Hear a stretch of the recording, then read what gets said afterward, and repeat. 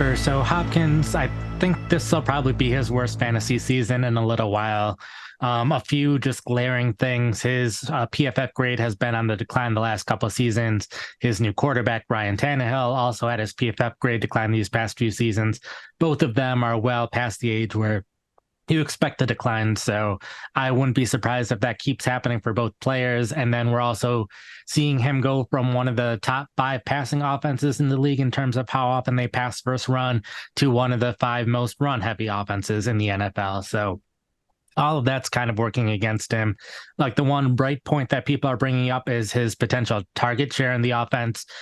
With Tennessee, basically their top 3 other receivers are going to be all people from the 2022 draft class, none of which had a ton of production last year. We've seen players do well in the limited samples they had, but no one really had a full season's worth of good play.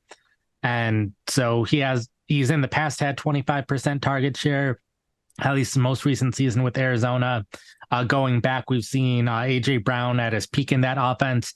It was 25% when Corey Davis was still on the team. Then once Corey Davis left, it did jump up to 29%. So we could see Hopkins get to that 29% range if things are going well for him.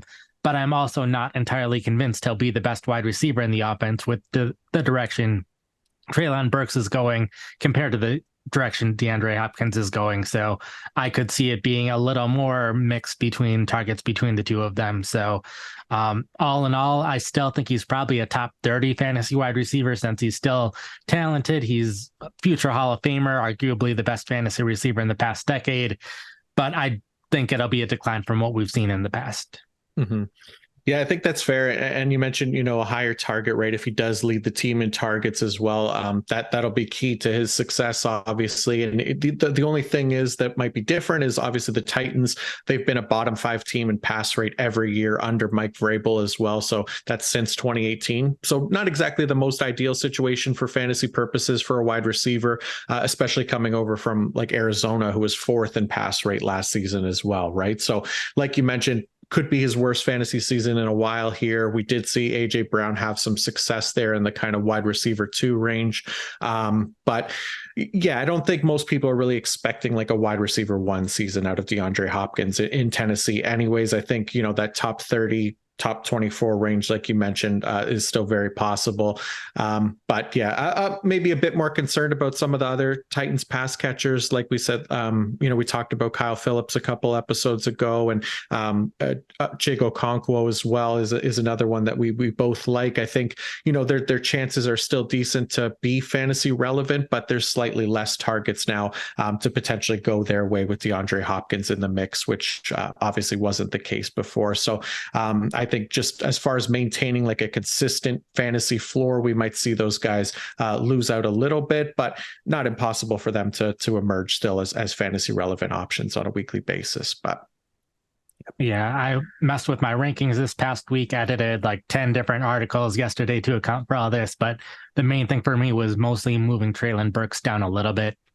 None of these guys that we care about for fantasy are really going to be losing much playing time to Hopkins. It's just losing targets. And Burks, we were drafting him because he's a high upside young player who was a 1st-round pick.